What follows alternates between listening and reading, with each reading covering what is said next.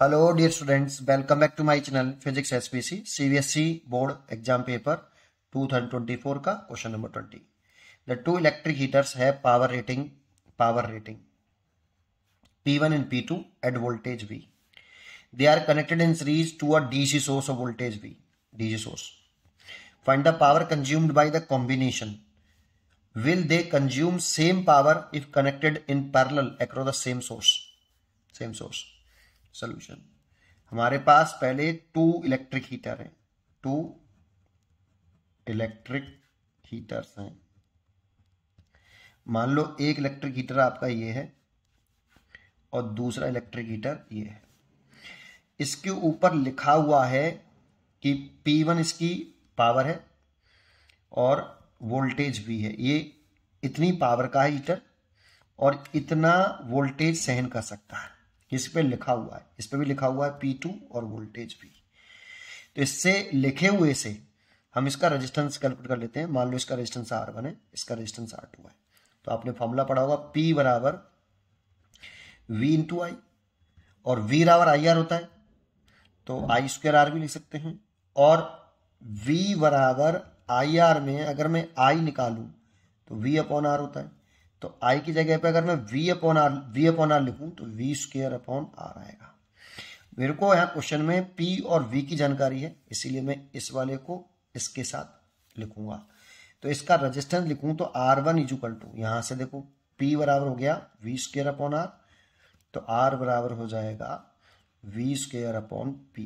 क्योंकि इस हीटर 1 के लिए लिख रहे हैं, सारी चीजें 1 की लिख लें. तो वोल्टेज है इसका रेटिंग V स्क्वायर और पावर है P1. इससे आप इस हीटर का, इलेक्ट्रिक हीटर का रेजिस्टेंस निकाल लिया. ऐसे इसको लिख लो R2 बराबर V स्क्वायर अपॉन P2. ठीक है. अब पहला केस है, अगर इन दोनों को हम कनेक्ट करते हैं किसमें, इन सीरीज में कनेक्ट करते हैं. तो इन दोनों हीटरों को मैंने अब सीरीज में कनेक्ट कर दिया. इसका रेजिस्टेंस R1 था, इसका रेजिस्टेंस R2 था. एक डीसी सोर्स से किया है. देखो ये वोल्टेज है V. अब ये V दो पार्ट में डिवाइड होगा, लेकिन ये ऑपरेट हो जाता था V वोल्ट पर और ये भी V वोल्ट पर. मतलब V वोल्ट ये सेंड कर सकता है, V वोल्ट से ये सेंड कर सकता है. तो ये तो डिवाइड हो जाएगा बेटा. तो काम करेंगे अच्छी तरीके से. ठीक है. तो यहां से ये दोनों सीरीज कॉम्बिनेशन में करने के बाद जो इक्वलेंट रेजिस्टेंस आएगा ये R1 प्लस R2 आएगा सीरीज में. तो मान लो ये पावर कंज्यूम करता है P, टोटल पावर कंज्यूम करता है कॉम्बिनेशन में P. तो एक बात आओ, इसके लिए लगा दो फॉर कंबाइंड के लिए, कॉम्बिनेशन के लिए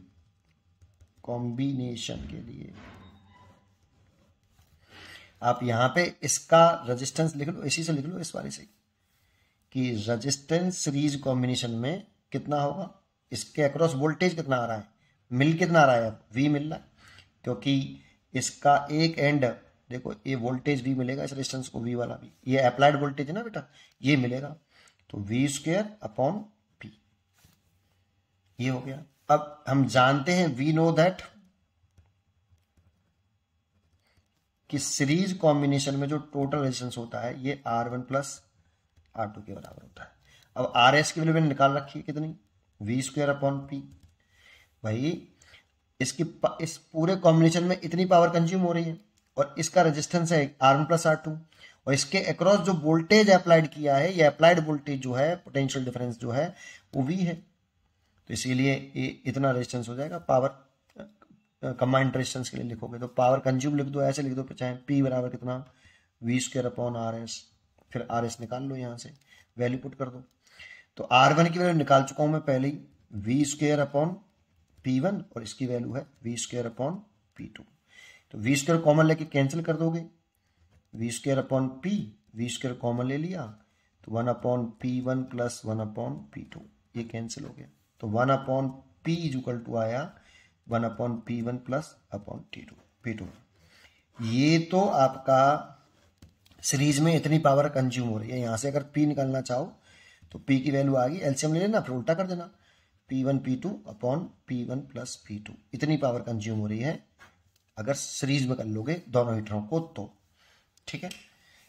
अगर हम इसमें दूसरा केस पढ़ रहे हैं, find the power consume the combination. ठीक है. फिर कह रहा है कि पैरेलल में कनेक्ट कर दें. तो इन पैरेलल सेम सोर्स से लगा रहे हैं, किससे लगा रहे हैं, सेम सोर्स से लगा रहे हैं बेटा। तो दोनों हीटरों को R1 रेजिस्टेंस का हीटर था ये, और ये R2 हीट रेजिस्टेंस का हीटर था, इनको सेम सोर्स से लगा दें। तो देखो ये फ्यूज तो नहीं होगा बेटा, क्योंकि इसके अक्रॉस V आएगा, इसके भी अक्रॉस V आएगा, तो V तो सहन कर सकता था ना बेटा, उसका वोल्टेज ही V था, वो सहन कर सकता है इतना। हीटर का जो वायर होगा वो इतना वोल्टेज सहन कर सकता है, V वोल्टेज जो लिख रहा है इसमें, ये लिखा हुआ है, और इतना हम सर्किट से दे रहे हैं, इसको भी V मिलेगा, इसको भी V मिलेगा, तो इसका भी पोटेंशियल V सर्किट से इतना मिलेगा, है ना। ठीक है, अब इन दोनों का कॉम्बिनेशन करके आप एक इक्विवेलेंट रेजिस्टेंस निकाल दोगे पैरेलल कॉम्बिनेशन में, Rp ये जो आएगा वो R1 R2 over R1 plus R2 आएगा, और ये आपका वोल्टेज लगा रखा है आपने V, और मान लो इसके अक्रॉस पावर कंज्यूम है टोटल पूरे कॉम्बिनेशन के अक्रॉस वो P है, ये हमें निकालना है। तो इसमें अगर आप लिखोगे तो P is equal to power consumption for combination,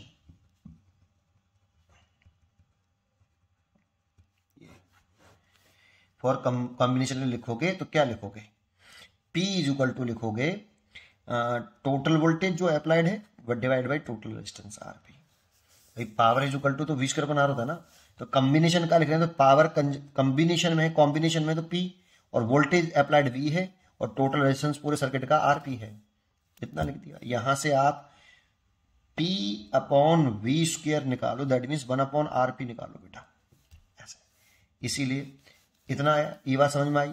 अब फॉर पैरेलल कॉम्बिनेशन में, फॉर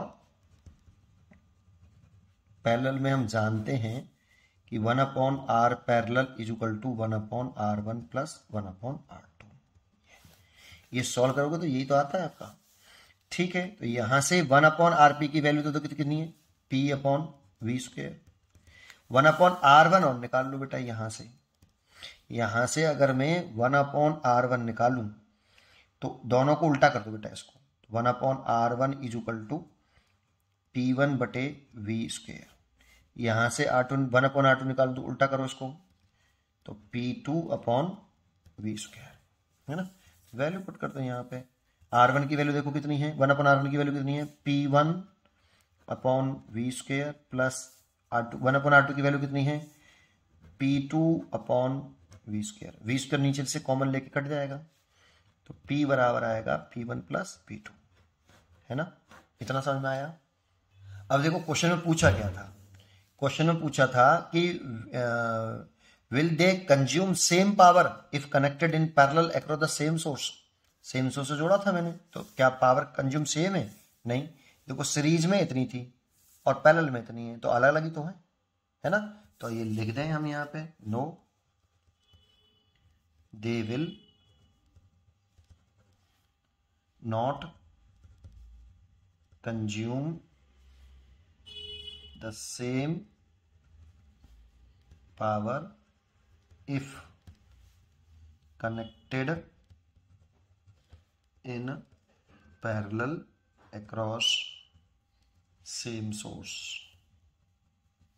ये भी लिख दें, निकाल के भी दिखा दिया है, सेम नहीं है, सीरीज में इतना है और पैरेलल में इतना है। उम्मीद करता हूं कि आपको ये क्वेश्चन जरूर समझ में आया होगा। पढ़ते रहिए और खुश रहिए।